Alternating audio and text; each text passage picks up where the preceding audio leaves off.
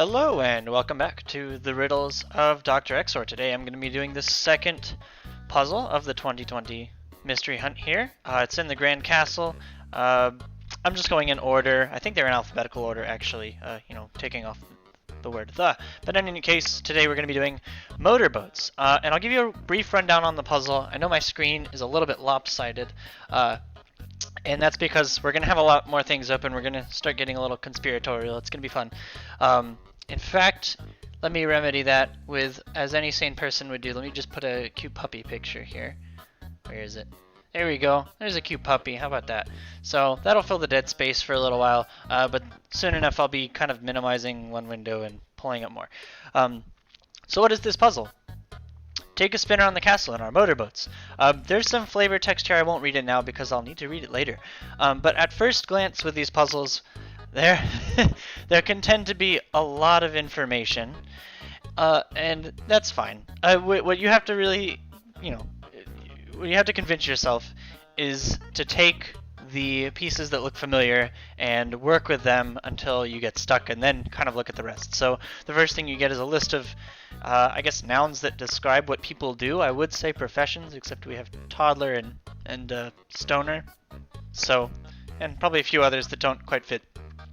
But starting with these, right below them we see these moats, and they have a slice given to us that says, a description of the person. So is often mic'd on stage describes actress, and if we go towards the bottom, I think I scrolled just a second ago, we have a bunch more. We have all of these phrases: grinds for a living, hopes to hit a vein, is likely a Java expert. We have all these phrases, and we have all these people, and we need to try and describe these people with these phrases, and that seems simple enough. So the start to this puzzle is nice, and there's a lot of other information given. There are these white numbers, there's a bubble for some letters, but then if you look at the other ones, they don't have the letters, so where are we supposed to get those? And we have a big letter in the center. We have some Roman numerals here. If you look at it, they may not look at like Roman numerals at first, but you look at all of them and and the patterns there. So lots of information, but again, best not to worry about it. Do what you can.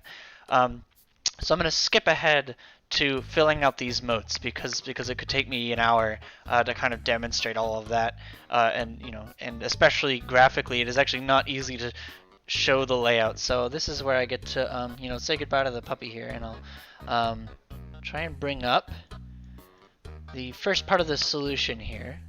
If I pull this down, in fact, let me pull up this box. So here's kind of all the people, and I think while I go through the moats, I'll mention something about some of the more difficult ones. So let's see here. Which one's given? The actress in the upper right is given. I found the guitarist to be pretty difficult. So first of all, a guitarist is often mic'd on stage. That's easy enough, except you also have in this table, you have disc jockey, and you have, who else? A game show contestant. So early on, that's actually kind of, you have three options, and that's not easy. So I think I worked all the way around and got back to guitarist, and especially with the axes, axe was pretty specific, and I thought an axe might be, I didn't really think of it as a guitar for a little while, but most of these end up being, a lot of these clues end up being double entendres, or you really have to think of them, and they get interpreted in silly ways.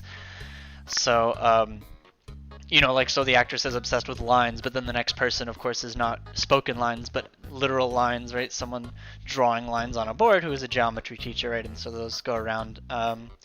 Who else? I can't believe how long I got stuck on types of pot, because it was obvious that was a stoner, but it took me so long to get off of that, deviant definition, right, to remember that of course a chef uses a lot of different types of pot in the kitchen. So that took me embarrassingly long to finish this moat.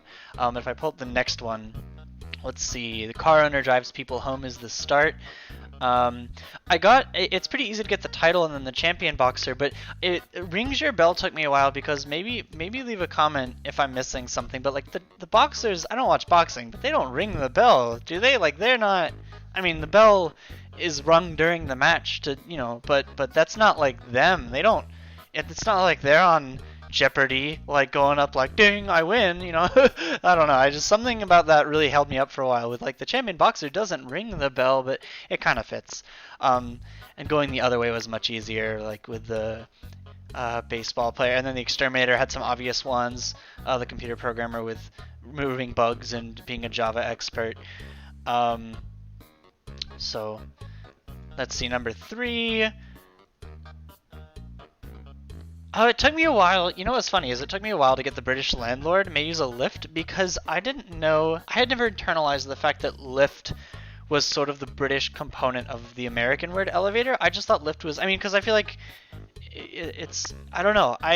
I'm familiar with the term lift enough to where I thought it was neutral, right? I thought it was neutral territory. I didn't think to attribute it to one country or another or a dialect. I guess I always thought that was just a generic thing, but sure enough, I looked it up and thought, oh, that's actually British. So that link kind of took me a while because I didn't think that that was British specific. Um, British helps with flats, and then flats refers to flat tire. So that was a little fun. Fortnite player was cute with the storm, and then who else receives headshots online? A casting direct. Oh, the part. I definitely worked around clockwise here because a barber might give you a part. Took me quite a while to realize what that meant in that alternate context. So next moat. Let's see. So this one starts in the upper left with the disc jockey is annoyed by scratches on a track. So I didn't know what a horse handicapper was. I'll get back to that, but I went in the other direction. 45s is pretty clever because it's referring to 45 RPM vinyls, like records. So the disc jockey has 45 RPM records, and the gunsmith it's talking about 45 caliber, right? So that was I really liked that one. That one was nice, little like kind of specific enough to get me to think about it. The rest are pretty generic going around. I liked their sentences may induce crying for a judge and a romance novelist. And then I actually got around to the daily double, and that took me a while because so I didn't know what a horse handicapper was, and there's also there's a slice which you'll see in a minute that shows their skill on top of a horse. So I figured, of course, that's a horse, a horse, of course, and it's not the right one. But a horse handicapper does not race. That's the jockey I was thinking of, right? A horse handicapper is actually someone who weights horses in order to even out like their competitive ability. And I only briefly read kind of the Wikipedia article, as you can imagine. I'm not too knowledgeable in horse racing, so that would have taken me a while. But in my head I compare it, if you haven't heard of it, if you're like me, I compare it to like when you think of a human race, humans racing, and how you have that staggered start, right? Where because as you go around the track in a circle, right, the inside is a shorter distance, and so in order to compensate, they have the innermost runner start further along the track, right, than the others, but even though they're running the same distance, it's kind of like that. It's just the horse handicapper assigns heavier weights to bigger, stronger breeds, and slightly less weights to others. So that was kind of something I didn't know before this puzzle. Fifth moat. This was the hardest. This was the last one, and actually my wife solved this puzzle too, and this was the last one she completed. It starts with the accountant, and you go counterclockwise is much easier. So manicurist with the nails is pretty easy. Woodworker was a little tricky until I got the previous moat because there's actually it might not be the previous one, but the barista and of course, male exotic dancer grind for a living, but that one I got stuck on that one with Woodworker too, like that was another option for that, which made it a little tricky. And here's the cowboy. See, it says, where is it? Or I think the cowboy, I was just mentioning the shows their skill on top of a horse, that's what it was, so that was kind of a little bit confusing. I liked knows the personality of bull. That gave me a laugh right there because the cowboy, right? Obviously, you're talking about how they know how to ride a bull, but the astrologer, right? You get something entirely different. In the upper right here it's just this made me so mad. I don't know. When you have those puns that are just so bad they're good. So I finished this circle last. Hopes to hit a vein is fine. That makes a lot of sense, right? But then I thought, why isn't an anesthesiologist just great with numbers, right? Like, why do they have math degrees? Do they have to do calculations to do their job? And it finally occurred to me that it is numbers, right? Remove the second half of the word, right? You're numbing someone. So that was a little bit embarrassing, as you can imagine. Did I get it? Oh yeah, this is the last wheel here. Electricians can't resist outlets. What else is interesting here? What's funny is I think, I think it's a Catholic thing. I'm not Catholic, and so I didn't realize that Hail Mary was a prayer. I mean, if I'd thought about it for 2 seconds ever in my life, I should have realized that. But I thought this was a pretty clever one to cross between a quarterback and a priest. I liked that one. And so yeah, so those are the 6 moats, and so you take all of the people on the left and all of their all of these little slices, and you can pair them all up. And I really love how accessible this step is, like how you can sort of hand this to anyone, and it's kind of just basic. It's not even trivia. A little bit of it is, but it's with minimal amount of Google, like most people I know would probably be able to have fun with this step, trying to figure out the wordplay and pair all of these people together. So I liked that step, and that was really fun. Very very contained and nice. And so now we move on to some of the more puzzly things going on, because the question is, what do you do next? And what your eyes should jump to at this point are these numbers next to each word that you've placed down, and the red letters in each word. And so because it turns out every word, every person has 2 red letters contained in that word, and each word also has 2 numbers next to it. So there's sort of this intuitive jump from like, oh, like these numbers seem to be going with these red letters, and how is that? And so and the first thing I kind of what helped me along this step is if you write out all of the numbers along a given moat. So like, let's just take this moat, right? If you were to go and collect all of the little numbers, we got 1, 4, 9, 3, 10, 2, 11, 5, 8, 7, 6. You would realize if you kind of wrote them out and sorted them, none of them repeat. There is no number, and it's the same across all the moats. None of the numbers repeat. They are counting. They're counting in order, and you never have any gaps. There's never like, oh, you're missing a 3 or anything like that. Like, they always kind of count upwards from 1. And so I thought, okay, what if the number on the left takes the first red letter, and the number on the right always takes the second red letter, and we just kind of ordered those letters according to the digits given. Oh boy, the fire truck's going by, and that's gonna set off the the little puppy I mentioned earlier. So let's see. So I'll do one example. I won't do them all. It'd be a little tedious, but so here I have the J in lumberjack, right, is a 1. Where is 2, right? The A in wanderer is 2, right? It's on the. I know you had to turn your head upside down here, but the A is second. Where's the 3? The C is number 3.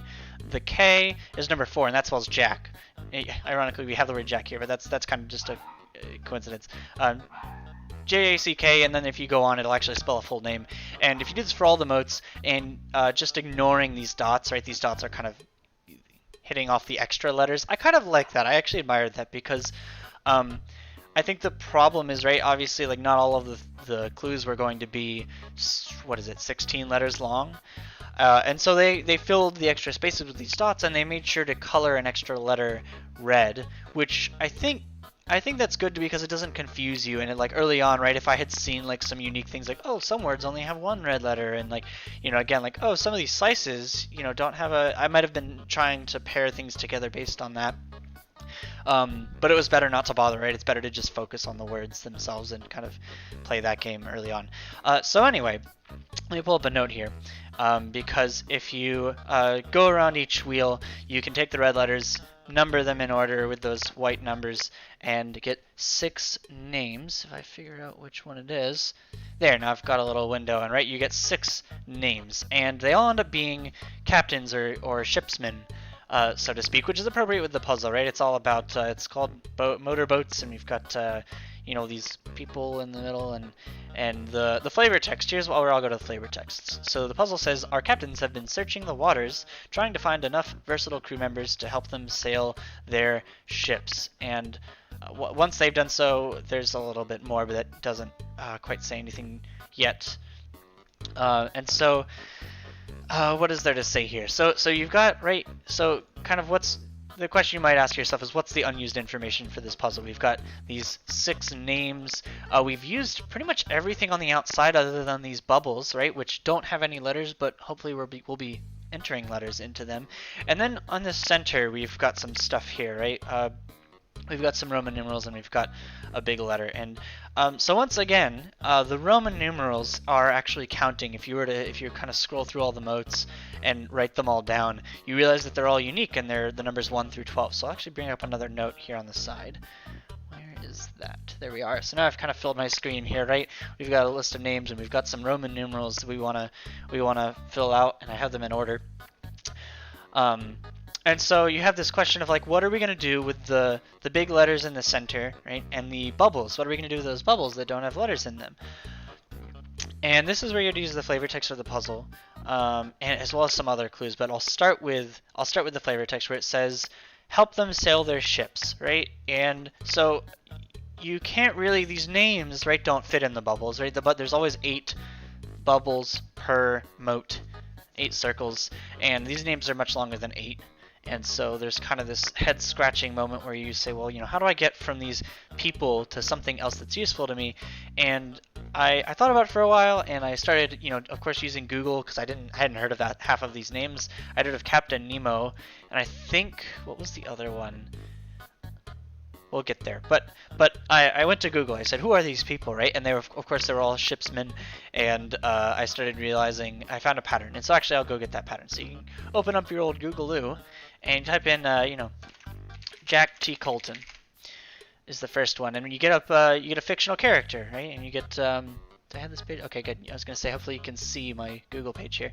So you got Jack Colton, and it's from a film called Romancing the Stone, and there was a sequel called The Jewel of the Nile. It's a little bit hidden, but if you read through the plot summary, towards the end, in the last paragraph down here, we get, returning home, she finds Jack waiting for her in a sailboat named the Angelina. And that's what we're looking for here. And I actually found it. I actually missed it, but I went to the Jewel of the Nile, and it's sort of, I think it's earlier in this summary. It says, here it is, Jack prefers aimlessly sailing the world on his boat, the Angelina. So that solidified it for me. I said, okay, Jack's boat, we'll take it down, is the Angelina, right? And then I went, okay, hey, who's Barney Doyle? And I didn't get any hits. Barney Doyle didn't come up. And so I said, hey, well, we'll put the word ship in the Google as well. And then, oh, okay, we immediately get a hit called Torpedo Run, 1958 American war film. Great. And the first sentence of the plot says, the American submarine Greyfish. And I went, this is a little interesting. These ship names are 8 letters long, right? And I've got these 8 circles around my puzzle. How convenient is that? So I kept going, right? You can get, and I'll do them all here because I don't have them written down. Captain Corcoran is from Gilbert and Sullivan comic opera, HMS Pinafore, and that's the name of the ship. So I'll just, take that one down.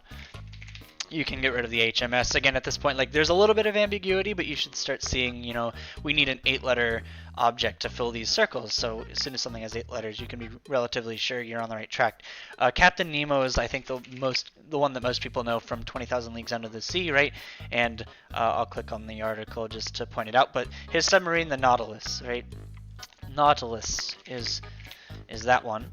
We're going to go look up Dwight Towers, and this one I think is the trickiest of the 6, because you immediately get some hits for On the Beach. On the Beach is your target media, but there's a couple different things. There's actually a later movie. I don't know if I see it in these results, but you immediately get this 1959 film. But if you click on that one, you get, I think the ship's name is the Charleston. No, I think that's the later film. Sorry, this one's the USS Sawfish, and that's not enough letters. And so you go back to the novel, you get a different name. It is, I don't want to cheat. I have it in my memory, but I'm looking for it. Here it is. One of the last American nuclear submarines, USS Scorpion, right? So you get the Scorpion for Dwight Towers, and that's the big name. And one more, Elias Hoseason is a fictional character from Kidnapped. This is by Robert Louis Stevenson. He wrote Jekyll and Hyde. He wrote Treasure Island, right? Things you've heard of. So Kidnapped has got this guy Elias, and on the brig Covenant right here. Captain Hoseason of the brig Covenant. So that is the last ship. So kind of I think that's definitely the hardest part of this puzzle. Is it opens really nicely. It's a lot of fun. It's very very accessible. And then this is kind of I think this is I don't want to say it's the low point, because I find this really fun, and it's kind of a moment where I get to take these names they've given me and go learn about books I haven't read and movies I haven't seen, right? And that's kind of fun for me. But I think it would be discouraging for people that haven't solved these before, possibly. But I mean, that's why I'm making these videos, right? Is hopefully you can be inspired to kind of take these routes, like go on Google, right? Learn some things. And anyway, this is the jump you have to make, is you have to keep in mind what you're looking for, right? Notice that there are 8 circles you need to fill, and then start finding these ship names and fill them all in. So having done that, right, that's the next step, is you have to say, okay, well, you know, these ships, do they fit in the circles? Because we're actually given 1 letter per moat, and it turns out to be very easy. I've overlaid them here. So here I've just filled the first moat with, what is this, the Angelina, right? The Angelina only has 1 G, and so you do have to make the assumption that it's going clockwise and not counterclockwise. If you don't do that, you won't get the right answer. But hopefully that's not, and even if you're not sure, right, you can always try it both ways. But I thought clockwise was a reasonable thing to assume, right? It's just hey, we've got a G and there's only 1 G in Angelina, so go ahead and throw that in.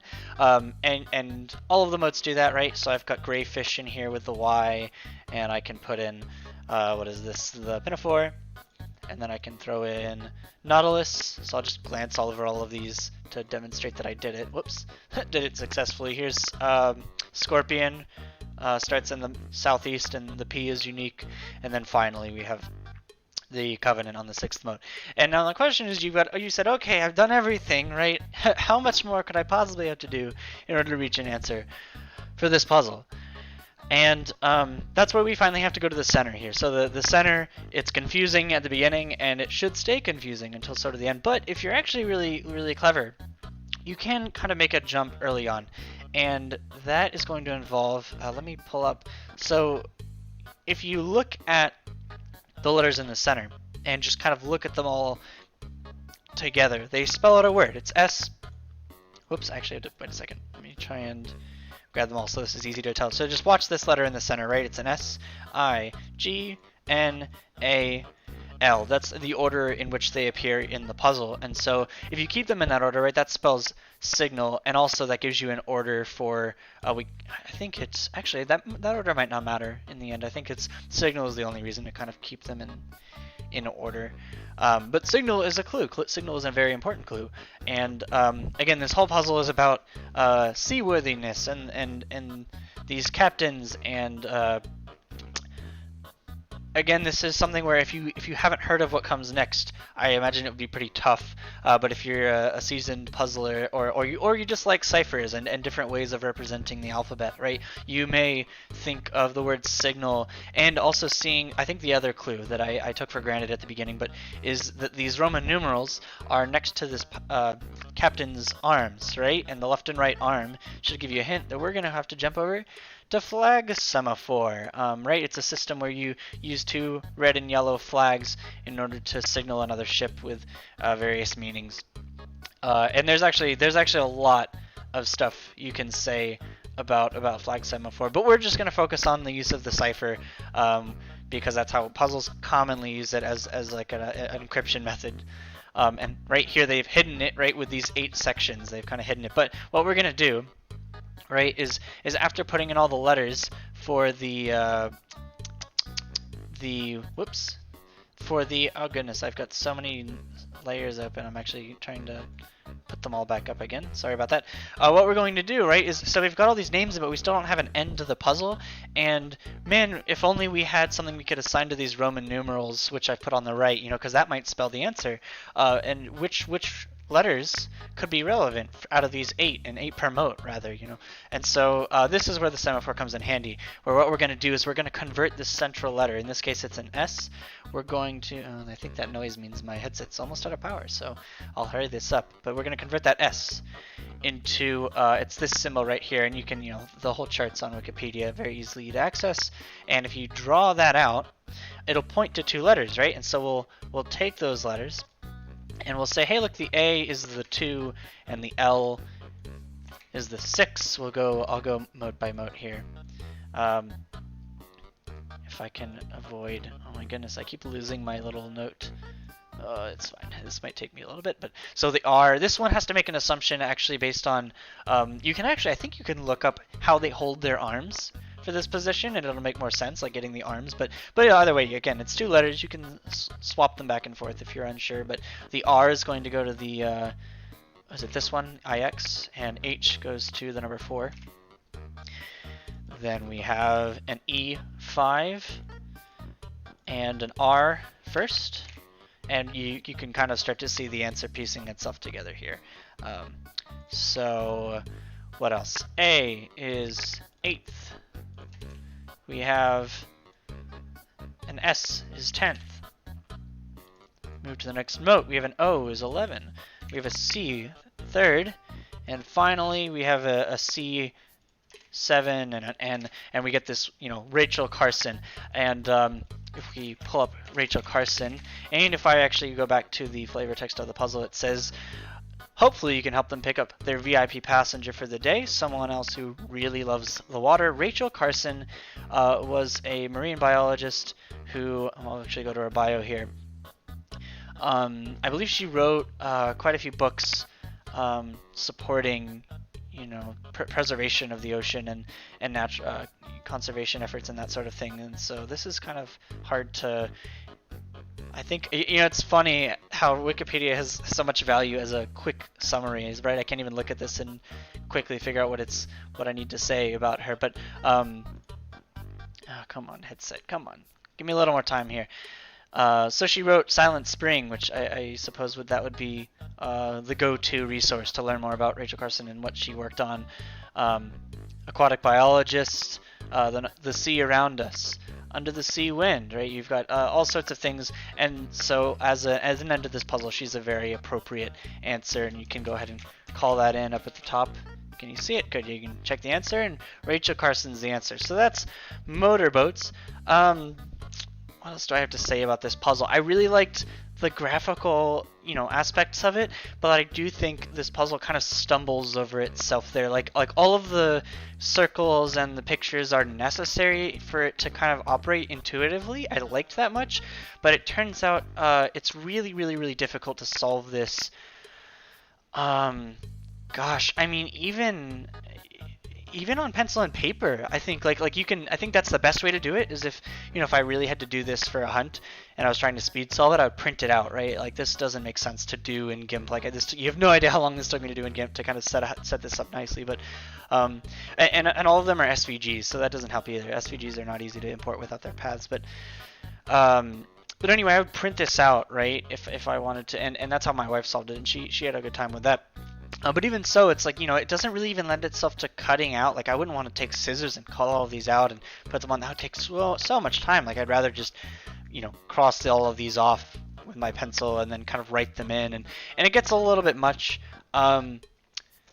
Maybe it could be done with a mashup Excel file, although no one would want to look at it. I'm sure it'd be unintelligible to anyone else. It wouldn't work for me explaining this, which is why I set this up in GIMP. I think it's worth it to set this up in this visual format.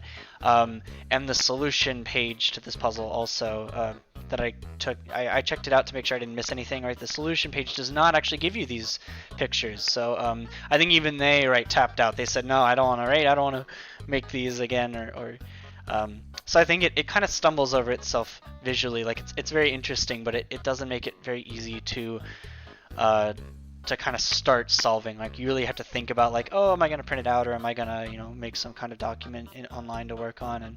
And but I really liked, again, I said it was intuitive and I stand by that. I really liked how well this flowed. Like there's a lot of information, but for me it felt like I knew what I needed to use at any given moment. Like I was like, okay, ignore all of that, right? Just try and pair people to descriptions. And then after that I said, okay, I don't know what to do with the center, right? But these, I can work with these red letters and so on. I really liked that aspect of the puzzle. It flowed really well. What else? I think I approve of it being this early in the hunt. I think it does. I know it might seem like I've been talking for 30 minutes and it's a pretty complicated puzzle, but I